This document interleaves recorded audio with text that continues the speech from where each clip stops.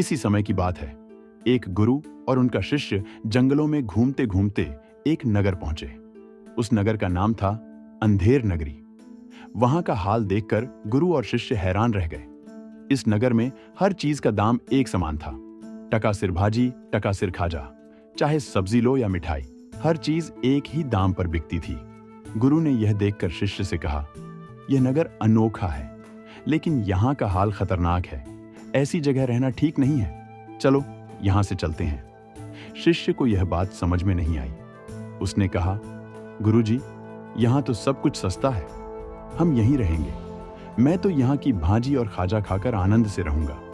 गुरु ने चेतावनी दी, इस नगर में अनुशासन और समझदारी नहीं है। यहाँ का राजा मूर्ख है। अगर कुछ गलत हुआ तो यहाँ रहने वालों की जान खतरे में पड़ सकती है। लेकिन शिष्य ने गुरु की बात नहीं मानी और वहां रुक गया। गुरु उसे समझाकर चले गए। कुछ दिनों बाद नगर में एक अजीब घटना घटी। किसी व्यापारी की दुकान के पास एक दीवार गिर गई और उसके नीचे दबकर एक आदमी मर गया। राजा ने इस मामले की जांच का आदेश दिया। जांच शुरू हुई और मूर्ख राजा ने सबसे पहले दीवार बनाने वाले को दोषी ठहराया। दीवार बनाने वाले ने कहा, महाराज, मैं निर्दोष हूं।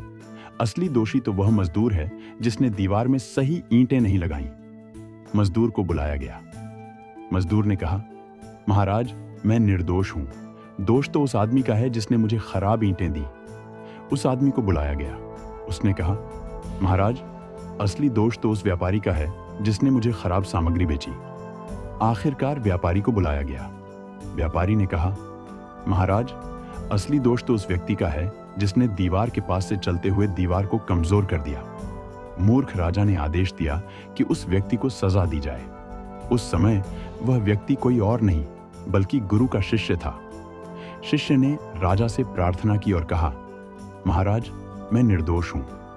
लेकिन राजा ने उसकी बात नहीं सुनी और उसे सजा सुनाई। जब गुरु को यह खबर मिली तो वे तुरंत अंधेर नगरी आए। उन्होंने राजा से कहा, महाराज, यह सजा बड़ी महान है, लेकिन ऐसा व्यक्ति जो राजा की जगह मरे वह और महान होगा। मुझे मरने का मौका दीजिए। राजा को यह बात अजीब लगी। उसने सोचा, यह गुरु क्यों मरना चाहता है? शायद मरने में कोई बड़ा लाभ होगा। राजा ने तुरंत अपना फैसला बदल दिया और कहा, अगर मरने में इतना लाभ है तो मैं ही मरूंगा। गुरु और शिष्य ने राजा को सजा की जगह खुद लेने दिया और वहां से भाग निकले। यह कहानी हमें सिखाती है कि बिना विवेक और अनुशासन के शासन से समाज का विनाश होता है। मूर्ख शासक और अराजक व्यवस्था किसी के लिए भी सुरक्षित नहीं होती। अगर आपको यह कहानी अच्छी लगी हो तो इसे लाइक, शेयर करें और हमारा समर्थन करें। आपका प्रोत्साहन हमें और भी प्रेरणादायक और रोचक कहानियां लाने के लिए उत्साहित करता है।